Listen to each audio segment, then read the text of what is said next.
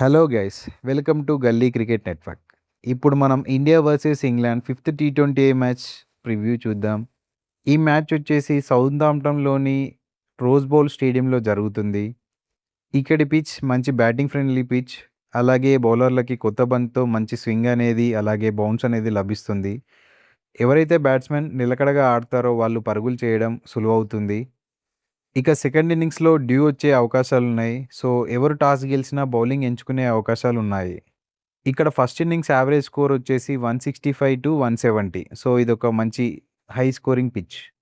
ఇక వెదర్ విషయానికొస్తే క్లౌడీగా ఉండి వాన పడే అవకాశాలు చాలా తక్కువగున్నాయి. సో, పూర్తి మ్యాచ్ అనేది జరుగుతది. ఇక ప్లేయింగ్ 11 విషయానికొస్తే ఇంగ్లాండ్ ఆల్రెడీ సిరీస్ విజయం సాధించింది కనుక వారి బెంచ్ స్ట్రెంగ్త్‌ను చెక్ చేసే అవకాశాలున్నాయి. లేదంటే సేమ్ 11తో బరిలోకి దిగుతారు. ఇక ఇండియా విషయానికొస్తే వారు ఈ ఒక్క మ్యాచ్‌లో అన్నా గెలిసి పరువు నిలుపుకోవాలని చూస్తున్నారు. ప్లేయింగ్ 11లో చేంజెస్ అనేవి ఖచ్చితంగా ఉంటాయి. ఇవాళ సంజు సామ్సన్‌ని తీసుకుంటారనే అనుకుంటున్నాను. ఇక తిలక్ వర్మ మీద చాలా నెగెటివ్ రివ్యూస్ వస్తున్నాయి కనుక తన ప్లేస్‌లో వేరే వారిని తీసుకుంటారని అనుకుంటున్నాను.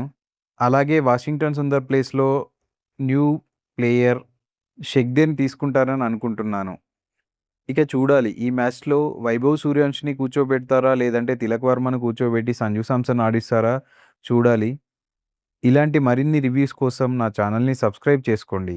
అలాగే మీరేమనుకుంటున్నారో కామెంట్ సెక్షన్‌లో తెలియచేయండి.